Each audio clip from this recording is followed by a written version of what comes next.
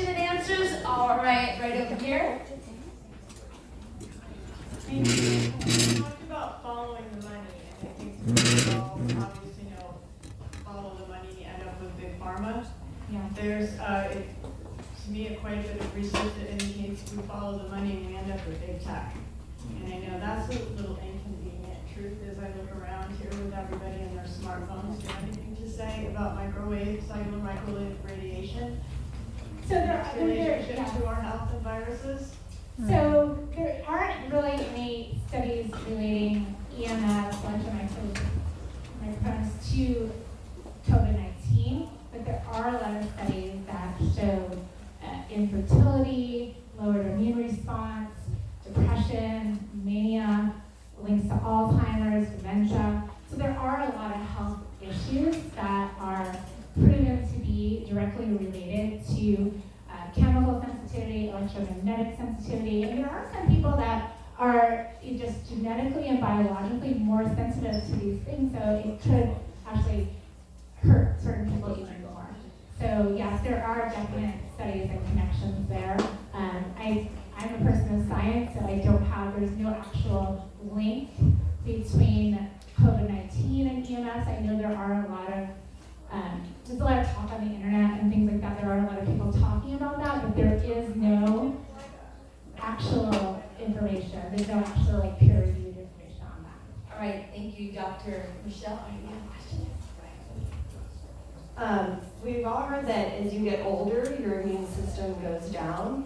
But if it's an adaptive immune system, does it actually go down, or shouldn't you have the best immune system ever when you're older? So to say that as you get older you get sicker is a complete fallacy. That aggravates me every day. I have a lot of women I work with who are in their 60s and 70s, and they're just being put on statin drugs because of their age, not necessarily because of anything else.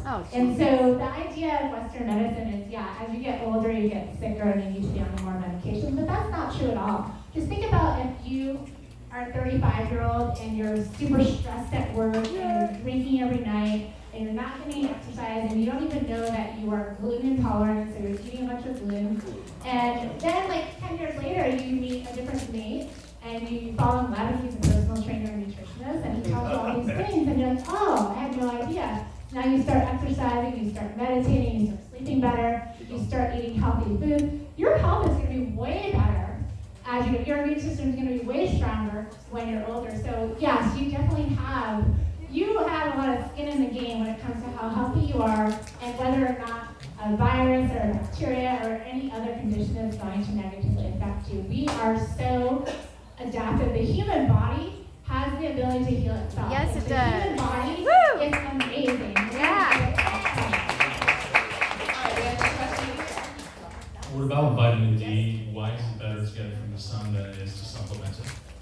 So when you take vitamin D, it's actually both ways. So your body will most people's bodies will actually convert sunlight into vitamin D from cholesterol. So you convert the cholesterol to vitamin D. However, not everybody has the genetic ability to do that. So if you are in the sun and you're actually get your blood vitamin D tested and you're still low, then you need to supplement because your body's actually not making that conversion as well as it should. Yes, have you heard of the studies by Dr. Stephen Lanka, Dr. Kaufman, or any of those videos? They're saying there's no virus. And I've done I've been researching, I'm a nutritional science major, I've done the research for a year now, and it's really clear. I'll send you the information. I know some of you probably With exosomes, you mean the exosome studies? Yeah, exosomes, because this is philosophy, but it definitely shows that there's no virus. They have not even proven, and no one's pressuring them to show us how they came to be where there's a virus, or even who discovered the virus. And they've done in the past with other viruses. And Fauci, there's a really good video out right now called Fauci's First Fraud documentary. So plug that in, it's under BitChute, and it will be a pretty eye-opening. But when you find out there's no virus and you find out, follow the money, because the doctors have to make a disease. They problem, reaction, solution, I think. Is that how that goes? Yeah. So you have a problem if they say there's a disease when there's not.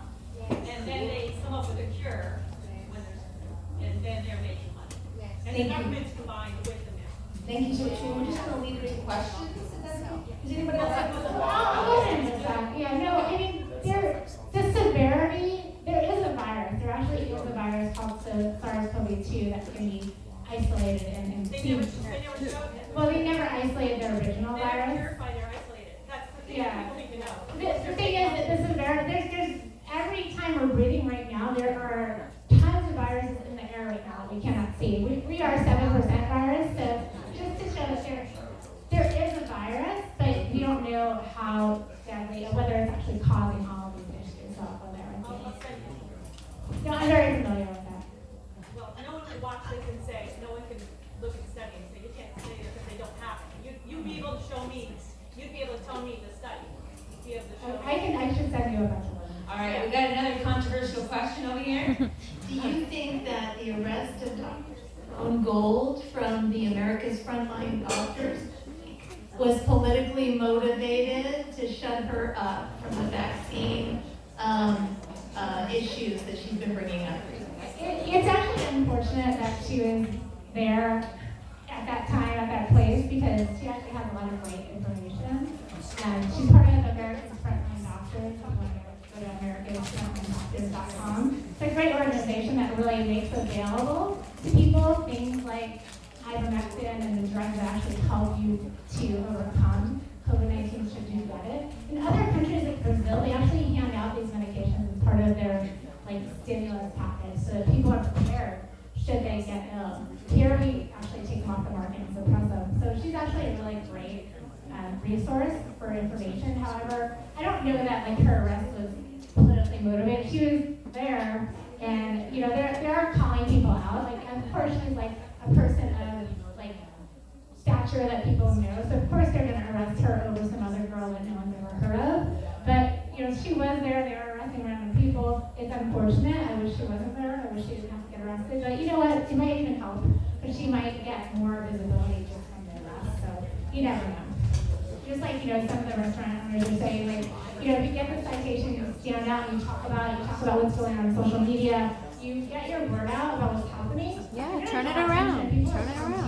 You're going to find your people. Yeah. You're going to find the people that want to go. We went out to eat in Solana Beach a couple of nights ago.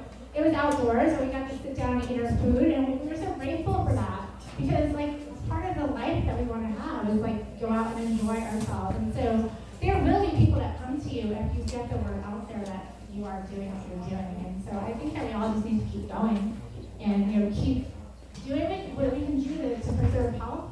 And just know that your body is so resilient. Yeah. The human body is so strong, and it can heal itself. And that's really what we have to do. We need to take away the things that are blocking our body from healing. And this is the stress.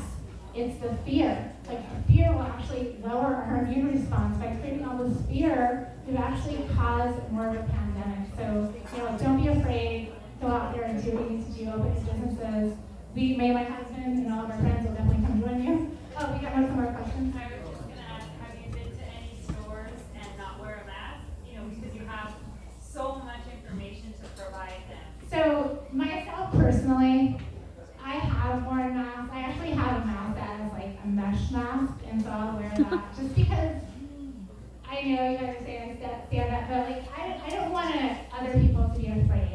When I'm running, I see the people. I'm outdoors, so I'm like you guys. That's not even an exposure. An exposure is actually sustained contact with someone for over 10 minutes. So that's considered an exposure. That's the CDC's definition of an exposure. So if I'm walking past you in the grocery store, that's not an exposure. And so the thing is, I don't want to deal with standing outside the store for 15 minutes explaining why I need to get in without a mask. So I know that might be kind of not standing up, but I stand up in other ways with the science, and I Instacart most of my groceries anyway, to be honest. So, but we will go to restaurants, and we will do that. And I'm not going to make excuses. I do respect other people's fear. So I don't want to cause fear to a little old lady that's in the grocery store. There's a reason why people are afraid. And so I'm just trying to do my best to educate in a non-confrontational way. People might call me a racist, you might call me a radical Republican or a Trump supporter, whatever it might be.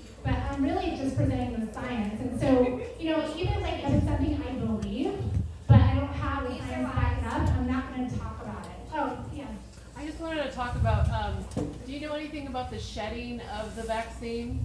Yeah, so that will always happen, pretty much with all vaccines. I don't know how it works it's not, you're not gonna actually shed the vaccine, because Okay.